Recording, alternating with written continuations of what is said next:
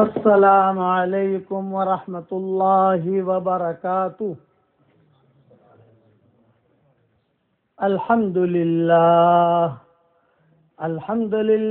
نحمده ونستعینه ونستغفره ونؤمن به ونتوکل علیہ ونعوذ باللہ من شرور انفسنا ومن سیئات اعمالنا ونعوذ باللہ من شرور انفسنا ومن سیئات اعمالنا ونعوذ باللہ من شرور انفسنا ومن سیئات اعمالنا من يهده الله فلا مضل له ومن يضلله فلا هادي له۔ جنہیں انگلش اردو میں نہ سمجھ پڑے، if somebody does not understand Urdu, make a ہلکا ہی ہے۔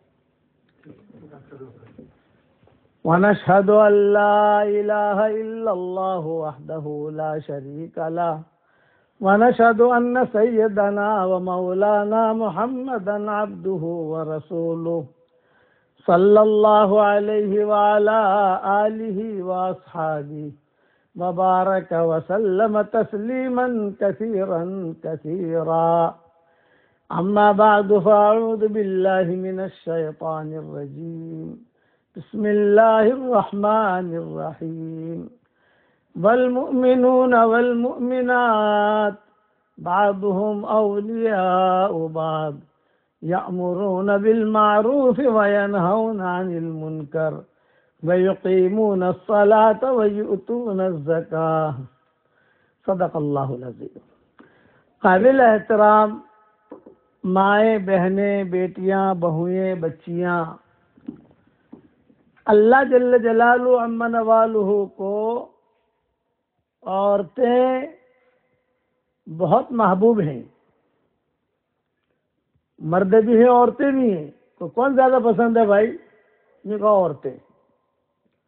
دلیل کیا؟ دلیل یہ کہ اللہ تعالیٰ نے عورتوں کی پوری صورت نازل کی ہے،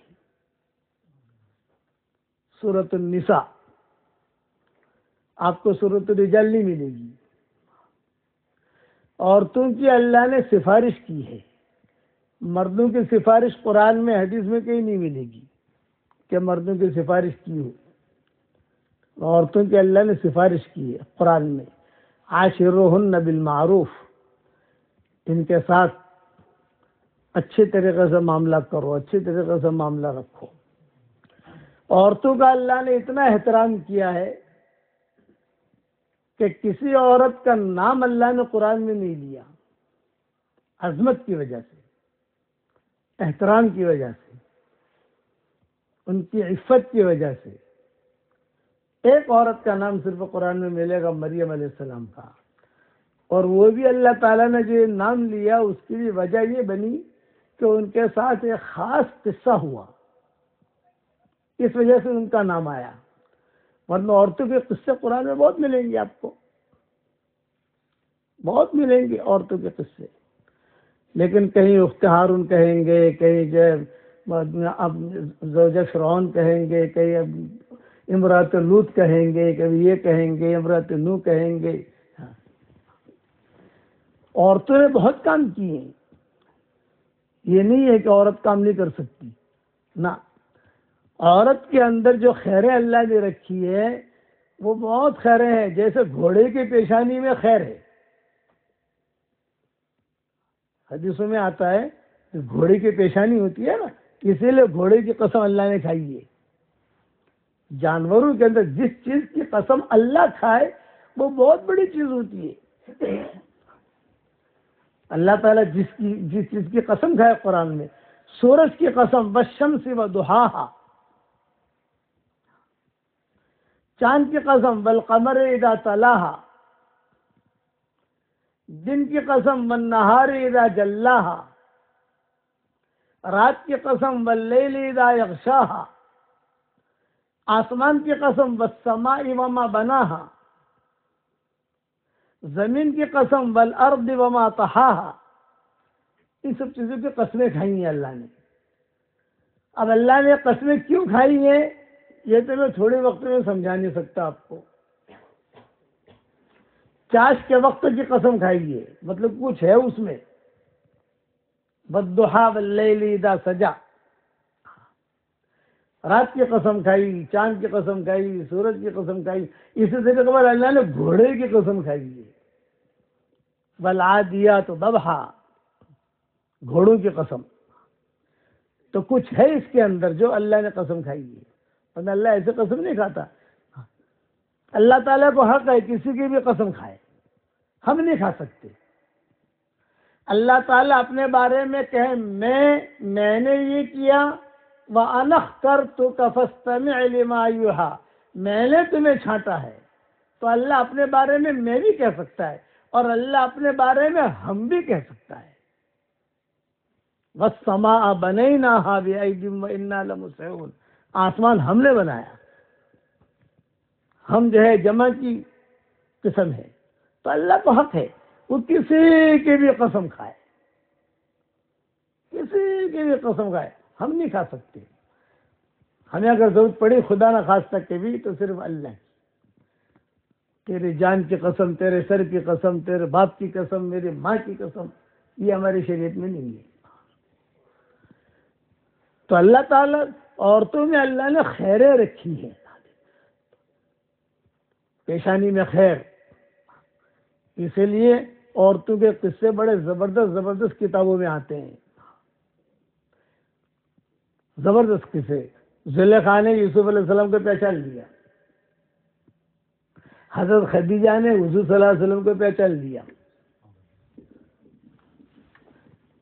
حضرت خدیجہ نے یوسف علیہ السلام کو پہچان لیا، حضرت خدیجہ نے حضور صلی اللہ علیہ وسلم کو پہچان لیا۔ حالانکہ اسلام نہیں آیا تھا، اسلام تو بہت بعد میں آیا، لیکن برابر حضرت خدیجہ نے جب دیکھا تو آپ نے، حضرت خدیجہ نے جب شادی ہو گئی حضور صلی اللہ علیہ وسلم کے ساتھ، تو حضرت خدیجہ نے کہا کہ محمد میرا آپ کے ساتھ نکاح ہو گیا ہے، آپ کی پیشانی سے مجھے نبوت کا نور ٹپکتے ہوئے محسوس ہوتا ہے، جبکہ آپ کی عمر 25 سال کی تھی۔ جب اللہ آپ کو نبوت دے گا تو آپ مجھے طلاق مت دے دینا، یہ حضرت خدیجہ نے کہا تھا۔ یہ پہلی بات تھی جو حضور صلی اللہ علیہ وسلم کی اور حضرت خدیجہ کی ہوئی۔ اسی طریقے پر گھوڑے، حدیثوں میں آتا ہے گھوڑے پالو،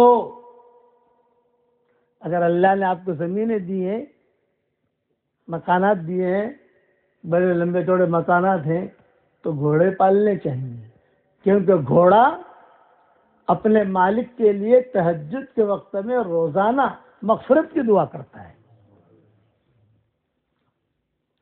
تو جس چیز کی قسم اللہ نے کھائی ہے، انجیر کی قسم، زیتون کی قسم، تو انجیر میں کچھ ہے جو اللہ قسم کھا رہا ہے، زیتون میں کچھ ہے جو اللہ قسم کھا رہا ہے۔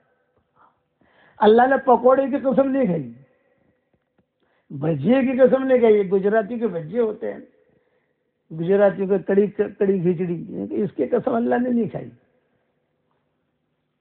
افلاطون حلوے کی قسم کھائی، ٹھیک ہے نا؟ تو جس چیز کی قسم اللہ کھائے گا وہ بہت بڑی چیز ہے۔ تو یہ عورتوں کے اندر اللہ نے بہت بڑی خیریں رکھی ہیں، بڑی بڑی عالمائیں ہوئی ہیں کسی دور کے اندر۔ یہ تو اب جو ہے معاملہ بگڑ گیا۔ میرے والد صاحب رحمۃ اللہ علیہ فرماتے تھے، اللہ ان کی قبر کو روشن کرے، وہ یہ فرماتے تھے میرے والد صاحب رحمۃ اللہ علیہ کہ عورتیں اگر بنی تو دنیا کا نظام بنا، اور عورتیں اگر بگڑی تو دنیا کا نظام بگڑا۔ ایک قصہ سناتا ہوں کہ عورت کی آنکھ میں کتنا کرنٹ ہوتا ہے۔ مدینہ منورہ میں یہودی رہتے تھے، ایک یہودی تھا، اس کا نام تھا اسلم۔ اسلم، زینب، یہ نام اوپر کے ہیں جو حضور نے باقی رکھے ہیں، یہودی میں بھی یہ نام ہے۔ حضور صلی اللہ علیہ وسلم کو زہر دینے والی یہودیہ جو تھی اس کا نام زینب تھا۔ زینب نامی لڑکیاں تھوڑی سی تیز دماغ کی ہوتی ہیں لیکن بہت سمجھدار ہوتی ہیں۔ برا مت ماننا بھائی کہ مولوی صاحب آئے اور پتہ نہیں ہماری جو فتوے دے رہے، لیکن یہ حقیقت ہے، اور اس کے میں کئی قصے بیان کر چکا ہوں. تو یہ میں اسلم کا نام کا قصہ بتا رہا ہوں میں، تو عورتوں کی آنکھ میں کتنا کرنٹ ہوتا ہے، کتنا اثر ہوتا ہے. اسلم نام تھا اس یہودی کا. تو حضور صلی اللہ علیہ وسلم کی بعثت سے پہلے یہ اسلم یہودی جو مدینہ منورہ میں تھا، یہ جایا کرتا تھا ایران، اور ایران جا کر وہاں کے پتھر، وہاں کی ہیرے جواہرات وہ لے کر آتا تھا، اور مدینہ منورہ لاتے لاتے سارا مال اس کا بک جاتا تھا، اور بچا کچا جو ہوتا تھا وہ مدینہ میں بک جاتا تھا. چونکہ میرا پورا سفر ہوا ہے مدینہ منورہ سے تبوک، مدینہ منورہ سے خیبر، مدینہ منورہ سے علا. العلا جو ہے یہ لیلا مجنون کا گاؤں ہے، العلا نام ہے اس کا. اور مدینہ منورہ سے پھر العلا سے آگے بڑھے مدائن صالح، تو مدائن صالح سے آگے بڑھے تو یہ تبوک آ گیا، تبوک سے آگے بڑھے تو جارڈن آ گیا، جارڈن سے آگے بڑھے تو شام آ گیا، اسی سے آگے چلو تو پھر وہ ایران آتا ہے اسی راستے کے اوپر. تو یہ اسلم جو تھا ایک جاتا تھا. میں صرف عورت پر ایک قصہ سنا رہا ہوں کہ عورت کے دل میں اگر خیر ہوگی تو اللہ اس کو خیر کے سمندر دے گا، اور اگر عورت کے دل میں شر ہوا یہ شر پھیلائے گی. ہم تو حضور صلی اللہ علیہ وسلم کے ماننے والے ہیں، ماننے والیاں ہیں، ہم تو خیر پھیلائیں گے. میرے والد صاحب رحمۃ اللہ علیہ فرماتے تھے کہ عورت گھر بیٹھے بیٹھے ساری دنیا کی نمازوں کا ثواب لے سکتی ہے نیت کے ذریعے سے. عورت ہر جگہ جا نہیں سکتی، بچوں کے مسئلے ہیں، شوہر کے مسئلے ہیں، گھر کے مسئلے ہیں، اور ہمارے ہندوستان پاکستان کے اندر بھینسوں کے مسئلے ہیں، بھینسیں سنبھالنا، دودھ نکالنا، دودھ لانا، سارے کام ہوتے ہیں. تو یہ اسلم جو تھا یہ گیا ایران جب گیا یہ اسلم، تو روایتوں میں آتا ہے کہ وہاں بازار میں ایک لڑکا دیکھتا تھا، وہ کھڑا ہوا، نہ شکل نہ عقل، اس کی شکل بھی نہیں، اس کی عقل بھی نہیں، کھڑا رہتا تھا. یہ اسلم نے اس سے پوچھا بھی تو ہے کون یہاں کھڑا رہتا ہے؟ بولے میں غریب گھرانے کا ہوں، کھانا بنا ہے نہیں ہمارے گھر میں، تو جو ہے یہاں جو کچھ ملتا ہے بازار میں ماں باپ کو جا کے کھلا دیتا ہوں، خود بھی کھا لیتا ہوں. تو وہ اسلم نے کہا، جو یہودی تھا اس کا نام اسلم تھا، اس نے کہا کہ بھئی میں تجھے اگر یثرب لے جاؤں تو تیار ہے؟ اس نے کہا ہاں، چل کپڑے لے کر آ جانا، کل کپڑے لے کر آ جانا. وہ آ گیا، ماں باپ سے بھی مل لیا کہ جا رہا ہوں میں یثرب جا رہا ہوں. اچھا ان کو پتا نہیں یثرب کیا ہے، ابھی حضور صلی اللہ علیہ وسلم کی بعثت تو ہوئی ہی نہیں تھی. یثرب مدینہ منورہ کا نام پرانا یثرب تھا. تو کتابوں میں لکھا ہے کہ یہ یہودی لے کر چلا. اب یہ تو بیچارہ بیمار آدمی، لڑکا، نہ شکل نہ عقل. یثرب پہنچا. جب یثرب پہنچا تو وہ یہودی نے اعلان کیا، بے غلام لایا ہوں، ایرانی غلام. کوئی خریدے گا، حالانکہ غلام تھا نہیں ہے، یہ تو آزاد لڑکا تھا، لیکن یہ غلام بنا لیا اس کو. ایسا ایگریمنٹ کر دیا، فالتو ایگریمنٹ، سمجھ گیا نا، ڈمی ایگریمنٹ بنا دیا اس دور کے اعتبار سے. اب اعلان کیا پورے مدینہ میں کہ ایک لڑکا لایا ہوں، یہ بیچنا ہے، تو ایران کا ہے. تو مدینہ والے دیکھنے آتے تھے، کوئی خریدتا نہیں تھا. تو ایک لڑکی تھی مدینہ منورہ میں، اس کا نام تھا تثبیتہ. یہ بھی آتی تھی، بہت مالدار لڑکی تھی مدینہ میں، اور کماری تھی، وہ بھی آتی تھی دیکھنے کے لیے. سب مدینہ والے آئے، لیکن سب نے اسلم سے کیا کہا، نہیں، اس کی تو نہ شکل ہے نہ عقل ہے. تو پھر اسلم نے اعلان کیا، ارے بھائی جس بھاؤ میں خریدا اسے بھاؤ میں دے دوں گا، نو پروفٹ نو لاس. تو مدینہ والوں نے کہا کہ نہیں، پھر بھی مہنگائی. تو اسلم نے اعلان کیا، ارے بھائی میں جو ہے نا فری دے دوں گا، فری لے جاؤ. تو مدینے والوں نے کہا ارے فری بھی ہم خریدیں گے یا تو دے گا ہمیں تو بھی یہ گھاٹے کا سودا ہے. کہ کیوں؟ ارے کھلانا تو پڑے گا، اس کو کھلانا پڑے گا، پلانا پڑے گا، کپڑے دینے پڑیں گے، یہ خرچہ کہاں سے نکالیں گے ہم؟ تو تسبیحہ جو ہے اس کی آنکھوں میں کرنٹ تھا. یہ روزانہ آتی تھی بازار میں، اور بازار میں آ کر جو ہے اس اسلم کو کبھی پنیر دے دیا، کبھی کھجوریں دے دی، کبھی جو ہے کوئی درہم دے دیا، کبھی پھل دے دیے. تو یہ بیچارہ یہ جو لڑکا تھا ایرانی، یہ کھا جاتا تھا، کھا کر رات میں اسلم کے گھر چلا جاتا تھا. ایک دن تسبیحہ نے پوچھا کہ ارے بھائی تیرا سیٹ کون ہے؟ بولے وہ کھڑا اسلم. تو اس لڑکی نے کہا اسلم اسے بیچے گا؟ اس نے کہا فری فری فری لے جاؤ. تو ایک تسبیحہ نے کہا نہیں فری کیوں لوں، مجھے اللہ نے مال دیا ہے، میں خریدوں گی، بتا کتنا پیسہ چاہیے. تو اس نے اللہ تب رقم بولی. تو یہ تسبیحہ نے کہا ڈن. تھیلی جو تھی دیناروں کی یا درہم کی دے دی، اور تسبیحہ اسے لے کر گھر آئی، اور گھر میں ایک کمرہ دے دیا. اور کمرہ دینے کے بعد تسبیحہ نے یہ کہا کہ دیکھ بھائی تو یہی پڑا رہے، تجھے کھانا بھی مل جائے گا، کپڑے مل جائیں گے، اور یہ پیچھے میرا باغ ہے، اگر ہمت ہو تو کام کرنا، ہمت نہ ہو تو کام مت کرنا، زندگی یہاں گزار. اور کہا تو اچھا لڑکا ہے. حالانکہ سب نے ریجیکٹ کیا ہے، مدینے والوں نے ریجیکٹ کیا، راستے میں ریجیکٹ کیا، لیکن یہ تسبیحہ نے پسند کیا. تسبیحہ نے کہا نہیں تو اچھا لڑکا ہے. وہ اس کے آنکھوں کا نور تھا. وہ مشرکہ تھی، ابھی اسلام تو آیا نہیں تھا. حضور صلی اللہ علیہ وسلم نے ابھی نبوت کا دعویٰ نہیں کیا تھا. مکہ میں حضور صلی اللہ علیہ وسلم پیدا ہو گئے تھے، لیکن نبوت کا دعویٰ بھی نہیں کیا تھا. تو مکہ مکرمہ میں ایک تاجر تھا، اس کا نام تھا ابو حذیفہ. بڑے تاجر تھے.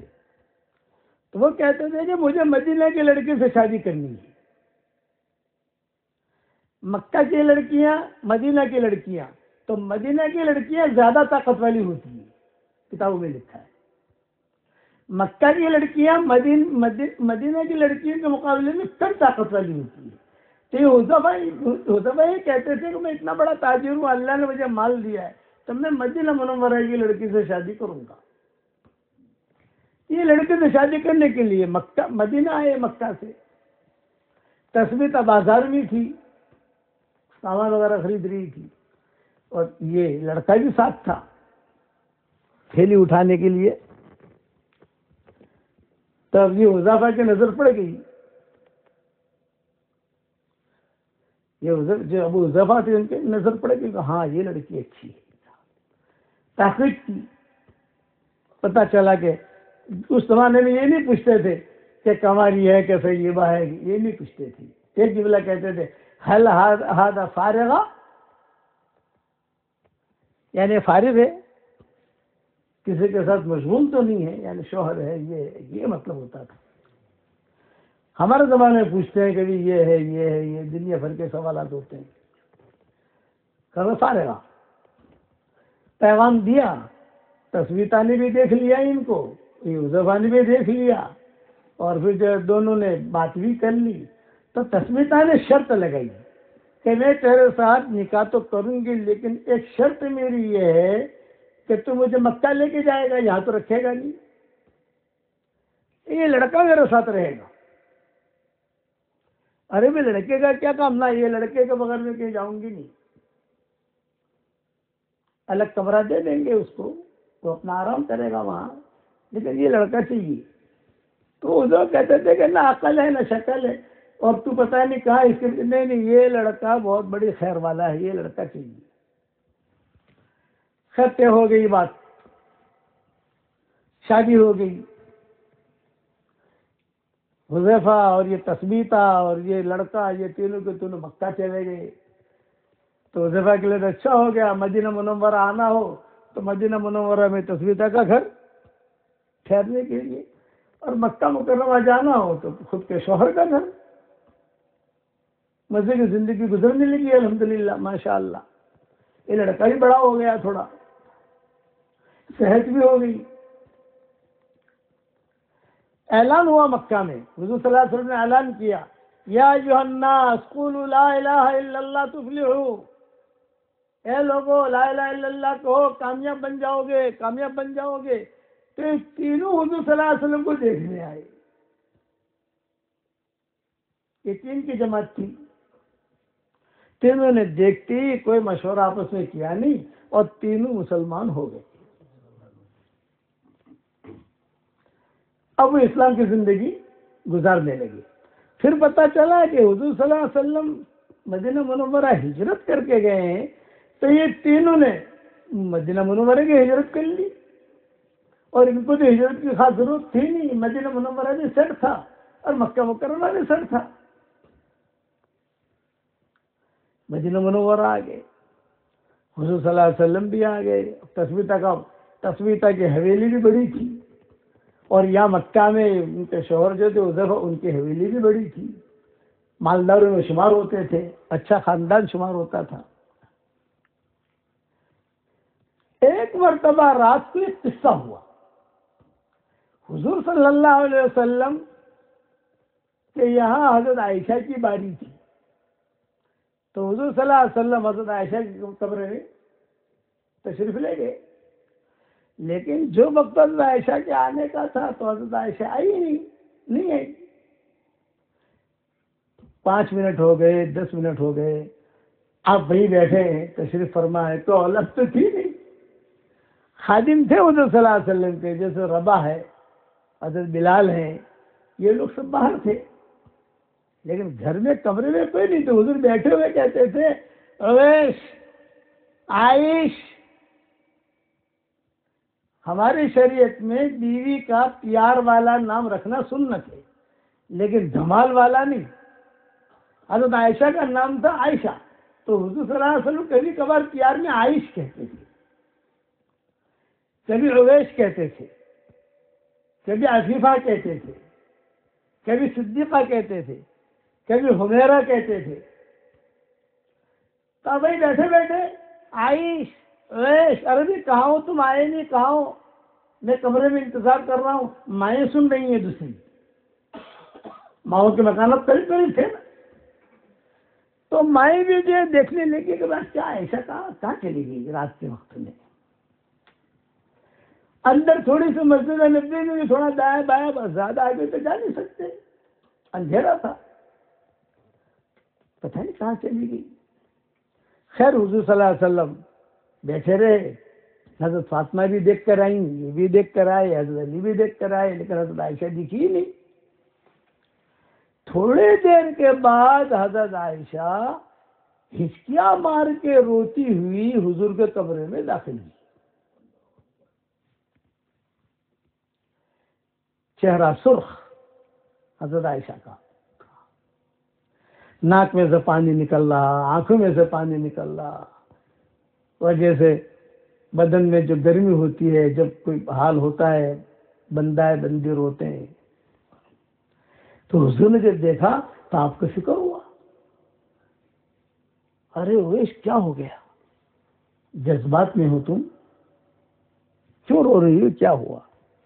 تو حضور کے پاس آ کر جو ہے وہ تھوڑی دیر تو جو ہے رونے لگی. حضور پوچھ رہے ہیں کہ کیوں رو رہی ہو، کیا بات ہے، کوئی تکلیف ہوئی؟ تو حضرت عائشہ رضی اللہ تعالیٰ عنہ نے فرمایا کہ حضرت میں آپ کونے میں بیٹھی ہوئی تھی، کوئی ایک نوجوان لڑکا جو ہے وہ قرآن پڑھ رہا تھا. وہ قرآن مجھے ایسا پسند آیا، ایسا لگ رہا تھا، بس وہ پڑھتا تھا، میرے دل میں قرآن اترتا تھا. وہ پڑھتا تھا، میرے دل میں قرآن اترتا تھا، اور میرے خواہش یہ ہے کہ حضرت آپ بھی میرے ساتھ چلے سن لیں. تو حضور صلی اللہ علیہ وسلم نے انکار نہیں کیا، چلو ہم بھی سنتے ہیں. حالانکہ آپ کے آرام کا وقت ہے. تو کتابوں میں لکھا ہے کہ رات کا جو لباس ہوتا ہے، رات کا آدمی کا مجلس کا مجمع کا لباس الگ ہوتا ہے اور اپنے گھر کا لباس آدمی کا الگ ہوتا ہے. تو حضور صلی اللہ علیہ وسلم حضرت عائشہ دونوں کے دونوں حضور صلی اللہ علیہ وسلم کا رات کا لباس تھا اور حضرت عائشہ رضی اللہ تعالی عنہ لے کر گئی. وہ جو لڑکا قرآن پڑھ رہا تھا اس کو کچھ پتہ نہیں، وہ تو اپنے رب سے باتیں کر رہا ہے. ہمیشہ یاد رکھنا، نماز ہم جب پڑھیں تو گویا ہم اللہ سے باتیں کر رہے ہیں، اور قرآن ہم جب پڑھیں تو اللہ ہم سے باتیں کر رہا ہے. تو مزہ آئے گا آپ کو. قرآن ہم جب پڑھتے ہیں تو اللہ تعالیٰ کان لگا کر سنتے ہیں، یہ ذہن میں رکھنا. تو قرآن پڑھنے میں مزہ آئے گا. حضور صلی اللہ علیہ وسلم بھی بیٹھے، قرآن پڑھ رہا ہے، وہ کب مزے لے کے پڑھ رہا ہے. حضرت عائشہ بھی بیٹھی، حضور بھی بیٹھے.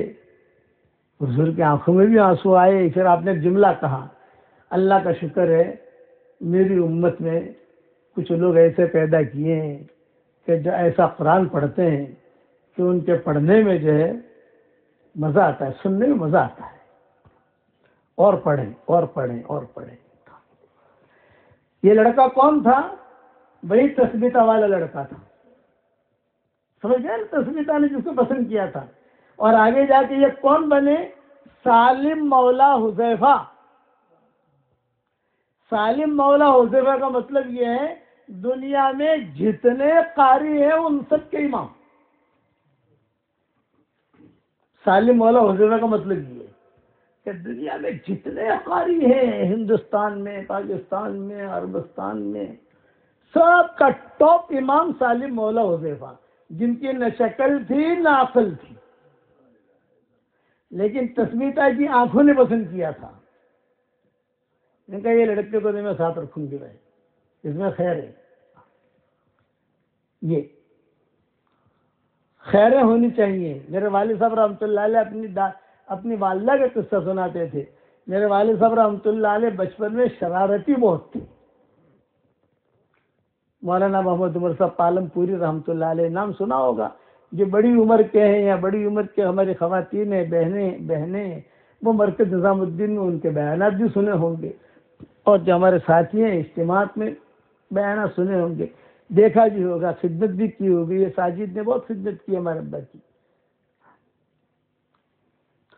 تو والد صاحب نے اپنا قصہ سناتے تھے کہ بیٹا میری ماں جو تھی نا، یہ بچپن میں مجھے کہتی تھی ارے ارے ارے عمر અહીંયા આવો. گجراتی میں نے قرآن سنبھڑاؤ. نابینا تھی ہماری دادی. میرے والد صاحب رحمۃ اللہ علیہ فرماتے تھے کہ مجھ میں شرارت بہت تھی. جو بچے بچپن میں زیادہ شریر ہوتے ہیں وہ بڑے ہو کر بہت بڑے اکابر بنتے ہیں. اس لیے ماں باپ جو ہے نا بددعائیں نہ دے، ارے تو خراب تھی گئی نا. شریر بچے ہی اچھے ہوتے ہیں. سنبھال کے چلنا پڑتا ہے اور چلانا پڑتا ہے. تو میرے والد صاحب رحمۃ اللہ علیہ فرماتے تھے کہ میں جو ہے کبھی سورہ والعصر سنا دوں، انا اعطیناک الکوثر سنا دوں، سورہ اخلاص سنا دوں، اور پھر بھاگ جاؤں. اب دادی جو نابینا تھی تو میں اب دادی جو ارے پڑھتا کیوں نہیں ہے، اب وہ ہاتھ یوں کرے، وہ تو کوئی ہے ہی نہیں وہاں. باہر چلے گئے، باہر جا کر بچوں کے ساتھ کھیل رہے ہیں. تو دادی جو ہے وہ کھڑی ہوتی اپنی لاٹھی لے کر اور دیوار سے ہاتھ یوں کر کے دروازے تک آتی اور کہتی الا عمر، ہماری گجرات پالم پوری زبان میں الا عمر. عمر ایسے زور سے کہے کہ بچے جو کھیلتے ہیں ساتھ میں تو بچے کہتے اے عمر تیری ماں بولا، تیری ماں بولا، تیری والدہ بلا رہی ہے تجھ کو، ہاں جا. تو والد صاحب رحمۃ اللہ علیہ فرماتے تھے کہ جب میں جاتا تو میرا ہاتھ پکڑ کر کوٹڑی میں لے جاتی. چراغ وراغ کچھ نہیں، اندھیری کوٹڑی تھی، چراغ جلانے کے لیے تیل بھی نہیں تھا، غربت تھی، فقیری تھی. اور پھر ہاتھ پکڑ کر رکھتی اور یہ کہتی میں چاہتی ہوں تجھ سے قرآن سنوں، اور تو والے اثر پڑھ کے بھاگ جاتا ہے، تو نہ آتے نہ کوثر پڑھ کے بھاگ جاتا ہے، سورہ اخلاص پڑھ کے بھاگ جاتا ہے، چل سورہ بقرہ سنا، سورہ بقرہ سنا۔ اب سورہ بقرہ 2.5 پاری کی، تو ابا کہتے تھے دماغ میں تو وہ کھیل گھسا ہوا ہے، بچوں کے جو کھیل ہوتے ہیں، لیکن ماں نے کہا سورہ بقرہ سنو، اور ہاتھ پکڑ کے بٹھایا، یہ نہیں کہ میں بھاگ بھی سکوں، ہاتھ پکڑ لیا، سورہ بقرہ سنا پھر جا۔ تو والد صاحب رحمۃ اللہ علیہ فرماتے تھے میں نے سورہ بقرہ پڑھنی شروع کی تو کبھی 2 صفحے آگے چلا جاؤں، 2 رکوع، سمجھ گئے نا آپ لوگ، کبھی 3 رکوع، تو جہاں میں آگے بڑھوں تو دادی کہتی تھی کہ نا تو کودو تھی، تو کودا ہے، یعنی آگے چلا ہے، تو کچھ چھوٹا ہے، کچھ چھوڑا ہے، تو نے کچھ چھوڑا ہے، حالانکہ وہ حافظہ نہیں تھی، لیکن قرآن کا نور دل میں تھا، کچھ تو نے چھوڑا ہے، ٹھیک پڑھ، اور کہتے تھے کہ میں نے بدی خبر سے، یعنی میں جانتی ہوں تو کون سا کتنا صفحے آگے بڑھ گیا ہے، تو پیچھے آ پھر پڑھ۔ اب والد صاحب رحمۃ اللہ علیہ اپنا پڑھتے پڑھتے سورہ بقرہ پوری ہوتی، پھر دادی جو ہے وہ روتی تھی اور کہتی تھی بیٹا عمر آج اندھیری کوٹھری میں تیری اندھی ماں تجھ سے قرآن سن رہی ہے، انشاءاللہ ایک زمانہ آئے گا لاکھوں آدمی مجموع میں تیرا قرآن سنیں گے، اور اللہ نے ویسے ہی کیا کہ لاکھوں کے مجموعے میں والد صاحب رحمۃ اللہ علیہ قرآن پڑھتے تھے۔ اللہ ان کی قبر کو بھی روشن کرے اور دادی کی قبر کو بھی اللہ روشن کرے۔ یہ عورتوں کی دینداری، دینی مزاج۔ والد صاحب رحمۃ اللہ علیہ فرماتے تھے میں بہت چھوٹا تھا، ماں کے پاس سوں، اتنی عمر تھی میری، ماں کے پاس سوں اتنی عمر تھی، تو میری والدہ جو ہے اسی وقت سے مجھے القاریہ کا ترجمہ پڑھاتی تھی، الیکشن سے قوت یہ ترجمہ پڑھاتی تھی۔ اور پھر والد صاحب رحمۃ اللہ علیہ یہ قصہ بھی سناتے تھے کہ میں نیچے سوتا تھا، میری ماں بھی میرے ساتھ سوتی تھی، یعنی اتنا چھوٹا تھا میں کہ بچہ اپنے ماں کے پاس سوئے۔ اس رات کو انہوں نے سورہ القاریہ کی تفسیر بیان کی دادی نے، القاریہ تم القاریہ وما ادراک ما القاریہ، قیامت کا منظر، پہاڑ جو ہے یہ بھی چل پڑیں گے، کھڑ کھڑ کی آواز آئے گی، آسمان بھی ٹوٹ جائے گا، زمین میں زلزلہ آتا ہے، آسمانوں میں بھی زلزلہ آئے گا، یوم تمور السماء مورا وتسیر الجبال سیرا، آسمان بھی حرکت کرے گا، لوگ دیکھیں گے ارے آسمان حرکت کر رہا ہے، اور پہاڑ چل پڑیں گے۔ یہ پورا قصہ جو ہے میری والدہ نے مجھے سنایا اور میں سنتے سنتے سو گیا۔ والد صاحب فرماتے ہیں لیکن میرے دل میں اتر گیا کہ قیامت ایسی ہوگی، تو بولے میرا چھوٹا بھائی یوسف اوپر سویا ہوا تھا چارپائی پر، میں اور دادی دونوں نیچے سوئے ہوئے تھے، اور چھوٹا بھائی یوسف جو ہے وہ مجھ سے بھی چھوٹا، یعنی مجھ سے بھی چھوٹا، وہ جب میں میری ماں کے پاس ہوتا تھا تو وہ کتنا چھوٹا ہوگا، لیکن دادی مجھ سے پیار بہت کرتی تھی تو اس کو اوپر سلاتے تھے چارپائی کے اوپر، اور مجھے نیچے سلایا۔ اب وہ بچہ تھا، میرے چچا میرے خسر بھی ہیں، اللہ ان کے قبر کو روشن کرے، ان کی مغفرت کرے، وہ یوسف جو ہے اپنے میرے چھوٹا بھائی، وہ ایسا چلتا گیا لڑک کر جو ہے وہ مجھ پر گرا۔ جب مجھ پر گرا تو میں نے کہا ماں قیامت قائم ہو گئی، قیامت قائم ہو گئی، قیامت آ گئی، قیامت آ گئی۔ ارے قیامت کہاں آئی؟ ارے دیکھو کچھ ہوا ہے، کچھ گرا ہے مجھ پر، کچھ قیامت آ گئی، قیامت آ گئی، یہ ابا سناتے تھے ہم کو۔ اس لیے میں زیادہ لمبا بیان نہیں کرتا، 3 بجے مجھے ختم کرنا ہے، عصر کا وقت لیے صرف اتنی نصیحت کرتا ہوں اپنا مزاج دینی بناؤ۔ یہ سرزمین انگلینڈ کی اللہ کے نام کو ترس نہیں ہے، جہاں پر بھی آپ جاؤ کلمہ ضرور پڑھو تاکہ یہ زمینیں گواہی دیں، سبحان اللہ پڑھو، مال میں جاؤ کہیں پر آپ اپنے کاروبار کے لیے کہیں جاؤ، پڑھنے کے لیے جاؤ، پڑھانے کے لیے جاؤ، میری نصیحت یاد رکھنا، اللہ رسول کا نام لیتے لیتے جاؤ، اللہ رسول کا نام لیتے لیتے آؤ۔ حشر کے میدان میں یہ زمینیں گواہی دیں گی۔ دوسرا کہ ہم نے گویا کہ جب لا الہ الا اللہ پڑھا تو گویا کہ ہم نے ان زمینوں میں اسلام کا بیج ڈال دیا، اسلام کا دانہ ڈال دیا۔ اب یہ دانہ اللہ اگائے گا، وہ اللہ کا کام ہے۔ اور نمازوں کی پابندی، قرآن شریف کی تلاوت، اللہ کے احکامات کو پورا کرنا، شوہروں کی اطاعت کرنا، مشورے کے ساتھ ہمارے ساتھی مشورہ کریں اللہ کے راستے کی نقل و حرکت جو ہوتی ہے، لیکن ہمارے ساتھیوں کے مشورے سے۔ ہمارے شورا کے ساتھی یہاں موجود ہیں، ان کو بھیجو، نام کے کون نکلے گا تو وہ ترتیب بنائیں گے کہاں جانا ہے کہاں نہیں جانا ہے، وہی ذمہ دار ہے یہاں اس علاقے کی۔ اس طریقے سے دینی کام میں لگو۔ یورپ کی سرزمین، امریکہ کی سرزمین اللہ کے نام کو ترس رہی ہے، اسے اللہ کا نام پلاؤ۔ تو اللہ کا نام کیسے پلائیں گے؟ ہم صرف کلمہ پڑھیں گے۔ سبحان اللہ پڑھا، دانہ ڈال دیا، اللہ اکبر پڑھا، دانہ ڈال دیا۔ اور ایک نصیحت کرتا ہوں، 10 مرتبہ سورہ اخلاص پڑھو تو جنت میں فوراً ایک محل تیار ہو جاتا ہے۔ 20 مرتبہ پڑھو، 2 محل تیار ہو جاتے ہیں۔ 30 مرتبہ پڑھو، 3 محل تیار ہو جاتے ہیں۔ 40 مرتبہ پڑھو، 4 محل تیار ہو جاتے ہیں۔ اب انگلینڈ میں تو بہت پراپرٹیاں بنائی ماشاءاللہ آپ لوگوں نے، انگلینڈ کی برکت سے انڈیا میں بھی بنائی، اللہ تعالیٰ بہت برکت دے، ہماری دعا ہے۔ میں کہتا ہوں جنت میں بھی پراپرٹی بناؤ، اور جنت میں پراپرٹی بنانے کا آسان طریقہ کیا ہے؟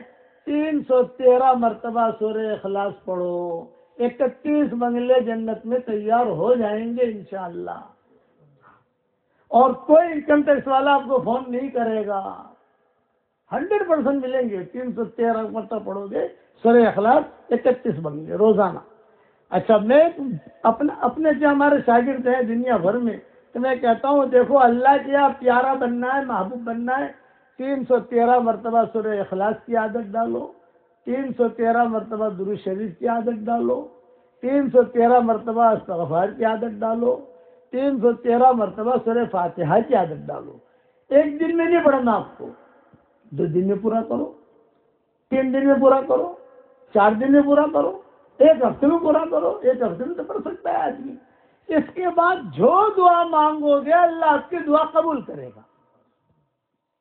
اب ایک دعا پڑھ لو میرے ساتھ، ربنا اغفر لی ولوالدی وللمؤمنین یوم یقوم الحساب۔ حدیث شریف میں آتا ہے یہ دعا جو 1 مرتبہ پڑھ لے تو اس وقت میں دنیا میں جتنے مسلمان مرد اور عورتیں ہوں گی ان سب کے برابر اللہ اسے نیکیاں دے گا۔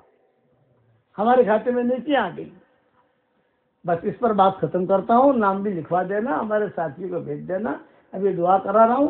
حضرت خدیجہ نے حضور صلی اللہ علیہ وسلم کو پہچان لیا، تو حضرت خدیجہ نے خود نے پیغام رکھا، محمد کیا خیال ہے اگر میرے ساتھ تمہارا نکاح ہو جائے؟ تو حضور نے فرمایا کہ یہ تو مشورے کی چیز ہے، گھر کے لوگوں سے پوچھنا پڑے گا۔ لمبا قصہ ہے، انشاءاللہ دوسرے وقت میں آئیں گے، ہم سنائیں گے لمبا قصہ، حضرت خدیجہ نے کیا بات کی، پھر حضور نے کیا جواب دیا۔ خود حضرت خدیجہ نے کہا، روایتوں میں آتا ہے کہ تم میرا، حالانکہ پورا مکہ شادی کے لیے تیار تھا حضرت خدیجہ کے ساتھ، پورا مکہ۔ حضرت خدیجہ کہتی تھی نہیں یہ ٹھیک ہے، پھر جو رشتہ چلا وہ چلا، تمہارے سامنے ہے۔ اللہ تعالی ہم سب سے راضی ہو جائے۔ میں ہمیشہ دعا کرتا ہوں اس کے لیے جو مجھے اپنی دعاؤں میں یاد رکھتا ہے۔ اور یہ تثبیتہ کی کتنی اولاد ہوئی، کتنے بچے ہوئے، تثبیتہ کا انتقال کیسے ہوا، کہاں ہوا، سالم مولا حذیفہ کا انتقال کیسے ہوا، کہاں ہوا، حذیفہ کا انتقال کیسے ہوا، کہاں ہوا، ان کی بڑی تثبیتہ کی بڑی پراپرٹی تھی مدینہ منورہ میں، اس کا کیا ہوا، سالم جو حذیفہ کی بڑی پراپرٹی تھی مکہ مکرمہ میں، اس کا کیا ہوا۔ یہ لمبی تفصیل ہے، اللہ تعالیٰ دوسری مرتبہ لائے گا تو مجھے انشاءاللہ یاد دلا دینا، وہ سبق بھی آپ کو سمجھا دوں گا، سنا دوں گا انشاءاللہ۔ اب دعا کر لو۔ اللہم لک الحمد کما انت اہلہ فصل وسلم علی سیدنا محمد کما انت اہلہ وفعل بنا ما انت اہلہ فانک اہل التقوی واہل المغفرہ۔ اے ہمارے پیارے اللہ، ہمارے گناہوں کو معاف فرما، ہماری خطاؤں سے درگزر فرما۔ جتنی مائیں، بہنیں، بیٹیاں، بہوئیں، بچیاں اور ہمارے بھائی جمع ہوئے ہیں تو ہم سب کو قبول فرما لے، اور یہ میری آواز جہاں جہاں تک پہنچے ان سب کو قبول فرما لے۔ اے اللہ، میری تشکیل پر جو ایک ہفتے میں 313 مرتبہ سورہ اخلاص پڑھے، 313 مرتبہ درود شریف پڑھے، 313 مرتبہ استغفار پڑھے، 313 مرتبہ سورہ فاتحہ پڑھے، اے اللہ اس کی ساری دعاؤں کو قبول فرما، اس کی پریشانیوں کو دور فرما، اے اللہ اس کی ساری حاجتوں کا غیر سے تکفل فرما۔ اے اللہ، اس مجلس کے اندر فرشتے بھی موجود ہیں، اے اس مجلس کے فرشتوں، ہمارا رب ہم سے روٹھا ہوا ہے، ہمارے روٹھے ہوئے رب کو منوا دو۔ اے اللہ، تو اس امت سے راضی ہو جا، اس امت کی شام کو صبح سے بدل دے۔ اے اللہ، یہ مجمع جو آمین کہہ رہا ہے، کسی کے باپ کا انتقال ہو چکا ہے، کسی کی ماں کا انتقال ہو چکا ہے، کسی کے ماں اور باپ دونوں کا انتقال ہو چکا ہے، کسی کے پیارے شوہر کا انتقال ہو چکا ہے، کسی کی پیاری بیوی کا انتقال ہو چکا ہے، کسی کا بھائی کا اور بہن کا انتقال ہو چکا ہے۔ وہ قبروں میں انتظار کر رہے ہیں کہ کوئی ہمارے لیے بھی دعا کرتا ہے کہ نہیں کرتا۔ اے ہمارے پیارے اللہ، ہمارے ماں باپ کے قبروں کو نور سے منور فرما، ان کے درجات کو بلند فرما، کروٹوں نے آرام نصیب فرما، ان کی ہڈی ہڈی کو جنت نصیب فرما۔ اے اللہ، جس نے بھی مجھے دعا کے لیے کہا ہو یا دعاؤں کے لیے خطوط میں لکھا ہو، یا جن کا مجھ پر کسی قسم کا حق اور احسان ہو، یا مجھے اپنی دعاؤں میں جو یاد کرتا رہتا ہو، یا مائیں بہنیں بیٹیاں مجھے دعاؤں میں یاد کرتی رہتی ہوں، ہماری ساری دعاؤں میں ان کا پورا پورا حصہ نصیب فرما، پورا حصہ عطا فرما۔ اے اللہ، جن کے لڑکے اور لڑکیاں شادی کے لائق ہیں، غیر شادی شدہ ہو، بہترین جوڑوں کا ان کے لیے انتظام فرما۔ جو بے اولاد ہوں، نیک صالح اولاد بھی نصیب فرما۔ جن کے اولاد تو ہے مگر نافرمان ہے، ان کے نافرمان اولاد کو فرما بردار بنا دے۔ اے خوبصورت پردے والے، اے خوبصورت چادر والے، ہمارے عیبوں پر پردے ڈال دے، ہمیں مصطفین الاخیار میں شامل فرما دے۔ اے اللہ، پورے انگلینڈ کی سرزمین کو تو قبول فرما، پورے یورپ کی سرزمین کو قبول فرما۔ جہاں جہاں سے ہم گزر جائے تو ہدایت کی ہواؤں کو پھیلا دے، جہاں جہاں سے ہم گزر جائے تو ایمان کے خیموں کو قائم فرما دے۔ اے اللہ، ہمیں مانگنا نہیں آتا مگر تجھے دینا تو آتا ہے، اپنے کرم سے ہماری جھولیوں کو ہدایت سے بھر دے۔ جس کرم سے آپ نے ہمیں یہاں جمع کیا ہے، تیرے اسی کرم سے جنت الفردوس میں، تیرے نبی کے پڑوس میں، ہماری قیامت تک کی آنے والی نسلوں کے ساتھ تو ہم سب کو جمع فرما دے۔ اے اللہ، ہمیں محروم نہ فرما، جو مقروض ان کے قرضوں کے ادا ہونے کی غیر سے صورت و شکلیں پیدا فرما۔ تیرے نبی نے کہا ہے، الخلق عیال اللہ، ساری مخلوق اللہ کا کنبہ ہے۔ اے اللہ، انسانوں میں سے جو بیمار ہو تو ان کو شفا عطا فرما، جناتوں میں سے جو بیمار ہو تو ان کو شفا عطا فرما، جانوروں میں جو بیمار ہو تو ان کو بھی شفا عطا فرما، مچھلیوں میں سے جو بیمار ہو تو ان کو بھی شفا عطا فرما۔ اے اللہ، پہاڑوں کے غاروں کے اندر جو جنات پریشان حال ہو ان کی پریشانیوں کو دور فرما۔ انسانوں میں سے جس لائن کی پریشانی میں جو مبتلا ہو اس کی پریشانیوں کو دور فرما۔ جیسے دکان کی ضرورت ہو دکان عطا فرما، جیسے مکان کی ضرورت ہو مکان عطا فرما، جیسے بہترین پڑوسی کی ضرورت ہے بہترین پڑوسی عطا فرما، جیسے بہترین شوہر کی ضرورت ہو بہترین شوہر عطا فرما، جیسے بہترین دلہن کی ضرورت ہو بہترین دلہن عطا فرما۔ اے اللہ، اس امت کے لیے حلال بستروں کا انتظام فرما، حرام بستروں سے اس امت کو نجات دے دے۔ میری اس دعا پر دنیا بھر میں جہاں کہیں آمین کہی جائے، ان کی جائز مرادوں کو اور ہم سب کی جائز مرادوں کو پوری فرما کر اس میں اللہ خیر کی شکلیں اور صورتیں پیدا فرما، اور اپنے فضل و کرم سے ہماری دعاؤں کو قبول فرما۔ سبحان ربنا رب العزت عما یصفون وسلام علی المرسلین والحمد للہ رب العالمین۔